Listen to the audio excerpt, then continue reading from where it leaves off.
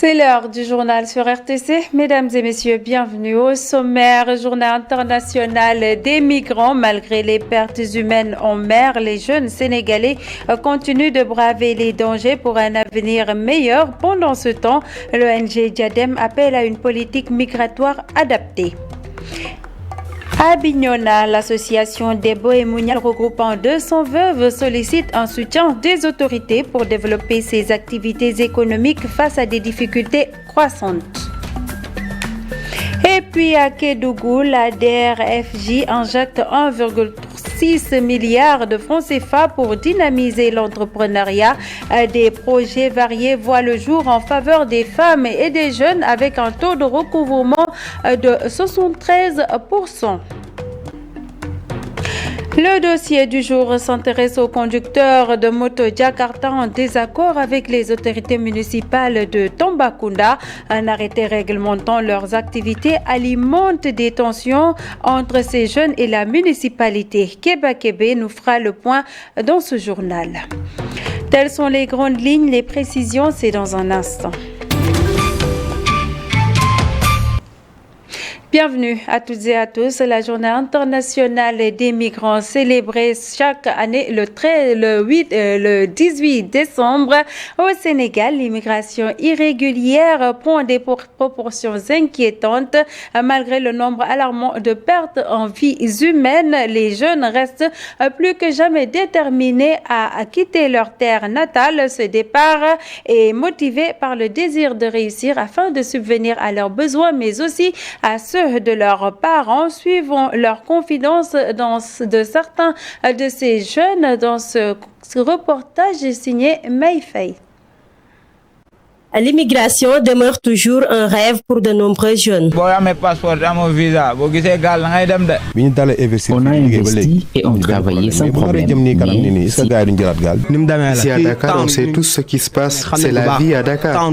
La décision de quitter le pays est souvent nourrie d'un mélange d'espoir pour un avenir meilleur et de désespoir face aux difficultés rencontrées sur place. Moi qui te parle, je suis tailleur. Personne ne sait coudre que moi. Je peux rester même debout et coudre. Donc, si je viens ici, il y a quelque chose. Ce qu'il a, il faut le dire. Qu'on aide les jeunes, qu'on aide ceux qui peuvent sortir du pays. Il cite le manque d'opportunités et de perspectives comme les principales raisons de leur départ. Il faut donner les visas pour que les gens puissent savoir quoi faire. Parce que vous savez, si les jeunes n'ont pas quoi faire, je pense qu'ils prendront la pirogue. Partir avec la pirogue. Cette mère de famille observe que beaucoup de jeunes refusent de se tourner vers certains métiers dans leur terroir. Refuser de travailler ici pour vouloir aller en Europe, faire des choses que tu refuses de faire ici n'a pas de sens. Il vaut mieux rester ici et travailler, même si tu ne gagnes qu'un franc aujourd'hui. Certes, certains peuvent être tentés de partir pour chercher de meilleures conditions de vie et travailler à l'étranger. Mais il est aussi impératif de comprendre que le Sénégal a besoin de sa jeunesse pour se développer. Les autres pays n'ont rien à te donner. Si tu vas là-bas, tu devras attendre avant de trouver du travail. En restant ici, tu peux construire quelque chose. Si tu sous-estimes ce que tu as et que tu veux aller en Europe. Dans le département de Vélingara, ils sont très nombreux à avoir tenté d'émigrer de manière irrégulière. Malheureusement, beaucoup ont été rapatriés, d'autres sont rentrés de leur plein gré après un périple. C'est le cas du jeune Ousmane Mbalo qui vient de rentrer au Bécaye après 2 ans de souffrance dans plusieurs pays d'Afrique, notamment ceux du Maghreb. Mariam Abba est allée à sa rencontre dans son quartier de Sintian Wambabe. C'est dans son quartier natal, Sintian Wambabe, un quartier périphérique de la commune de Vélingara, que Ousmane nous a reçus. Un migrant de retour, ce jeune garçon de 24 ans a trop souffert d'un voyage qu'il n'est pas prêt à oublier de sitôt.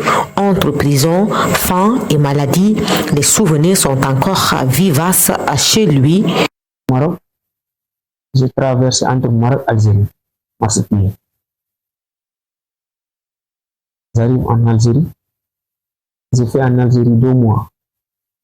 Les policiers m'ont attrapé dans la maison même. Ils ont ramené à la prison. 2 mois, on est en prison à Zéry. Toute la journée, c'est une seule fois le repas seulement. Tu manges aujourd'hui à 14h. C'est demain encore à 14h. Son rêve d'aider sa famille est devenu un véritable cauchemar. Cette dernière a presque déboursé près de 3 millions de francs CFA. J'ai perdu 2 millions de francs CFA, comme asthme. Problème de ventre aussi. Je restais là-bas, je pars à l'hôpital. Je me donne 2 comprimés. Je retourne au désert. Jusqu'à 20h, je pars à Niger. Je prends là-bas un téléphone de quelqu'un. J'ai appelé mes frères là. Ils m'ont envoyé 500 000 francs. Et je reviens au Sénégal. Rêve brisé, Ousmane décide ainsi de rentrer au Bercail, mais difficilement. Parfois par des marchepieds entre Burkina, Mali. Presque c'est marchepieds dans la brousse. Si je pars encore, ils ont dit qu'il y a des rébellions devant. On dort là-bas, parfois on passe là-bas la journée. L'air fatigué, traumatisé, toutefois, il est plein de vie et souhaite une réinsertion le plus rapidement possible pour venir en aide à sa famille, mais également pour pouvoir subvenir à ses besoins. Ousmane était un taximan avant de prendre la route en 2022. Faire face au départ des jeunes nécessite la mise en place de politiques migratoires. Au-delà de la formation des jeunes, il est essentiel de mettre en place des politiques viables d'accompagnement et d'insertion. C'est ce que propose le chargé du projet du réseau pour le développement et la protection des migrants au micro de Maïfei. Il y a déjà les amis qui sont à l'étranger, ça c'est la première des choses. L'autre chose, c'est les parents.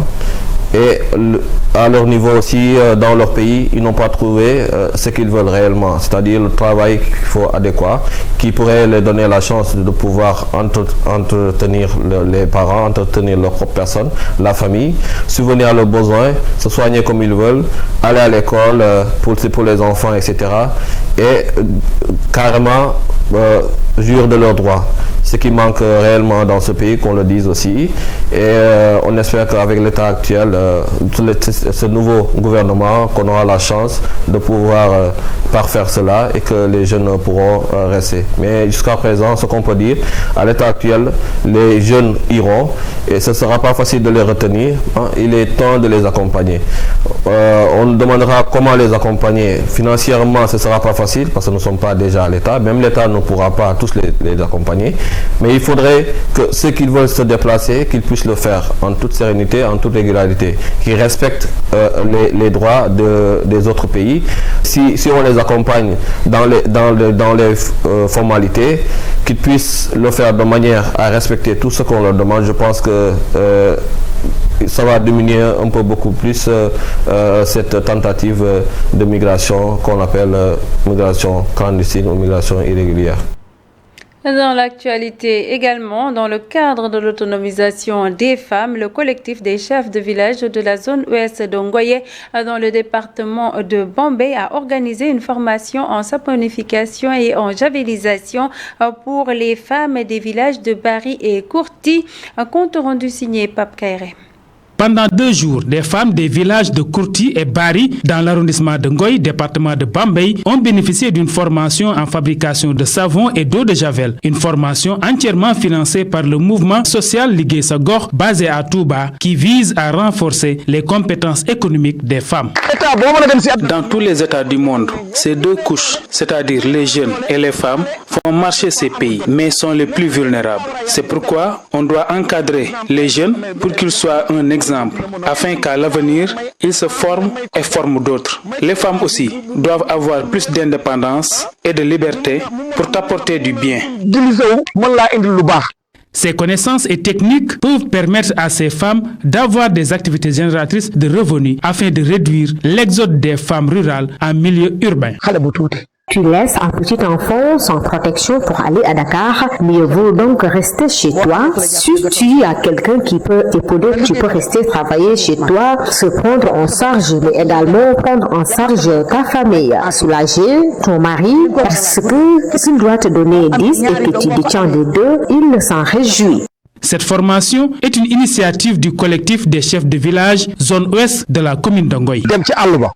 Le fait qu'elles partent ailleurs pour chercher du savon, de l'eau de javel, c'est la raison pour laquelle nous avons pris l'initiative de les former pour qu'elles puissent fabriquer elles-mêmes des savons pour le linge, mais leur permettre aussi d'avoir d'autres produits détergents. Le collectif ne compte pas s'arrêter là. Il envisage de construire des locaux à ces femmes pour leur permettre de travailler dans de bonnes conditions. 1,6 milliard de francs CFA, c'est la somme investie par la délégation générale à l'entrepreneuriat rapide des femmes et des jeunes dans la région de Kédougou en faveur des entrepreneurs dans divers projets avec un taux de recouvrement estimé à 73%. La déléguée générale en a fait l'annonce lors d'un CRD dans le cadre de la caravane de l'entrepreneuriat. La voici justement au micro d'Ibrahim Adji Bahate. Alors le premier défi, c'était de renforcer l'investissement au niveau de Kédougou qui est seulement à 2 milliards d'euros. C'est inadmissible. Au moment où d'autres régions ont engagé 9 milliards et plus. Donc aujourd'hui, nous nous sommes engagés à 2018 à travers le bas. Déjà, en commençant par l'inscription au niveau de la place. On avait réservé pour Kédougou 200 millions. Les gens se sont inscrits et sont allés à 320 millions. Et je me suis engagé ici à donner l'intégralité des inscriptions, c'est-à-dire de l'inscription de 320 millions. Ça c'est un premier pas. Mais si vous étiez dans la salle, vous aurez pu entendre des explications telles que cette mission d'accord qui nous soutient de faire des femmes. L'avantage avec ces femmes, c'est d'avoir un investissement utile, un investissement personnel où la famille pourrait se retrouver avec les jeunes et cet investissement à coup sûr va donner de l'emploi. Donc nous inscrivons dans cette suggestion et je pense que nous avons le faire. Il y a aussi d'autres suggestions par rapport à la mécanisation du matériel constructif. L'association Debo et Mounial, regroupant plus de 200 veuves, s'activant dans le domaine de l'entrepreneuriat et du développement à travers le département de Bignona. Ces dames ont profité d'une journée de prière pour appeler les autorités à un soutien consistant qui leur permettra de développer leurs activités entrepreneuriales. Suivons la secrétaire générale de l'association avec Diakaria Djidjou. Notre rencontre aujourd'hui, c'est-à-dire chaque année, on organise un récital de Coran chaque mois de décembre, le 12 décembre. Mais cette année, on a vu que le 12, ça a tombé à un jeudi. On a vu nécessaire de pousser la date jusqu'au 15, aujourd'hui. Oui. On fait un récital de Coran pour prier pour nos défunts maris. On a commencé d'abord à faire du savon, eau de javel, savon, madar en liquide. On tend nos aides envers les autorités, la mairie, l'action sociale, le préfet et les autres. Pour qu'ils nous viennent en aide parce que nous sommes des autres. On tend aux autorités pour qu'ils nous aident par rapport à nos enfants. On a des enfants qui ont leur bac. Des fois, ils ont besoin de sortir, ils ont besoin d'avoir une bourse comme les autres.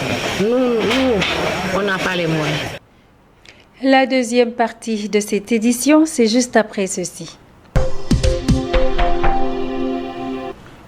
Et nous y voilà, c'est le dossier du jour. À Tambacounda, des centaines de jeunes s'adonnent à l'activité de conducteur de moto Jakarta. Cependant, ces derniers entretiennent des relations très tendues avec les autorités municipales à cause d'un arrêté du maire corsant les mesures à respecter. Ces jeunes surnommés Jakartaman n'ont pas subi de formation au préalable. Pourtant, de nombreuses opportunités de débouchés sociaux professionnels s'offrent à eux.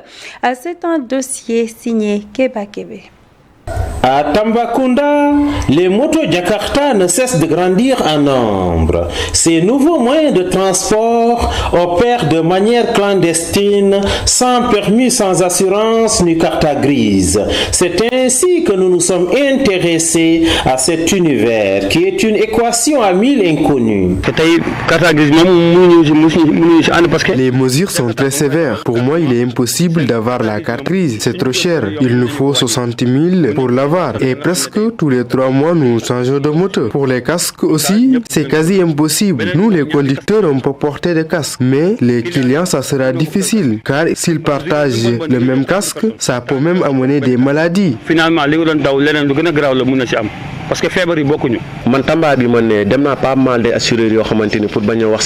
les assureurs ici à Tamba refusent d'assurer nos motos. Ils nous disent parfois que les motos font beaucoup d'accidents et il y a beaucoup de vols aussi dans la région.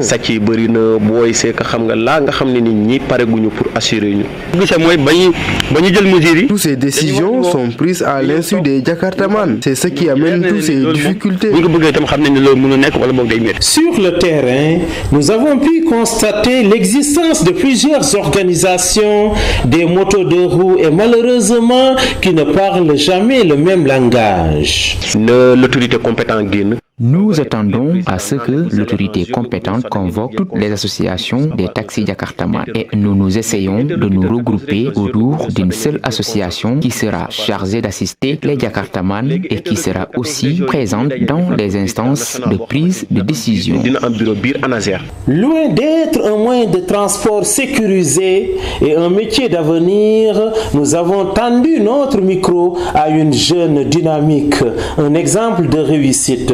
Cadre. C'est bien beau d'avoir de l'argent rapide comme les Jakarta. Peut-être si c'est un passe-temps, une activité de vacances, ça je peux comprendre, mais c'est pas un métier long-termiste. Il faut avoir une vision long-termiste. Parce que les Jakarta, c'est un métier pour quelqu'un de moins de 30 ans. Au-delà de ça, c'est plus possible parce qu'avec 3000 francs la journée, on ne peut pas faire grand-chose. Même dans les villages, on ne peut pas faire grand-chose. Donc il va falloir que ces jeunes Jakartaman-là puissent penser loin, qu'ils se disent que d'ici 10 ans, 5 ans, j'aurai une famille. Donc il va falloir que ces gens-là puissent s'inscrire dans des formations, puissent faire même des métiers, la mécanique, la menuiserie, tous ces métiers-là. Peut-être la moto, tu peux l'avoir comme passe-temps, mais il faut avoir un champ quelque part à Djamena, une parcelle où tu cultives des salades, tu peux les vendre en parallèle. Si l'activité se développe, tu te mets à ça à 100%. Mais Jakarta, moi je pense que c'est un passe-temps, il ne faut pas le prendre comme un travail de long terme. Pour en avoir le cœur net sur les différentes plateformes, les formations et les opportunités d'insertion socio-professionnelle, nous nous sommes rapprochés d'un institutionnel. Au niveau de notre service, nous, en partenariat avec le ministère, nous aidons les jeunes à avoir des bourses. Ces bourses permettent à ces jeunes de faire une formation sans payer. Donc après sa formation, maintenant, on peut les accompagner donc à travers des associations, donc qu'ils puissent au moins créer des activités génératrices de revenus. Il faut aussi reconnaître que la confiance n'est pas toujours de mise entre les usagers et les conducteurs de ces motos. Ce qu'il faut surtout retenir, c'est que le métier de conducteur de 2 roues doit juste être une étape de la vie, un tremplin, un piédestal qui permettra aux jeunes d'embrasser des métiers d'avenir. C'est la fin de cette édition. Mesdames et messieurs, merci de nous avoir suivis. Restez avec nous. L'information continue sur www.urexsenegal.sn. Au revoir.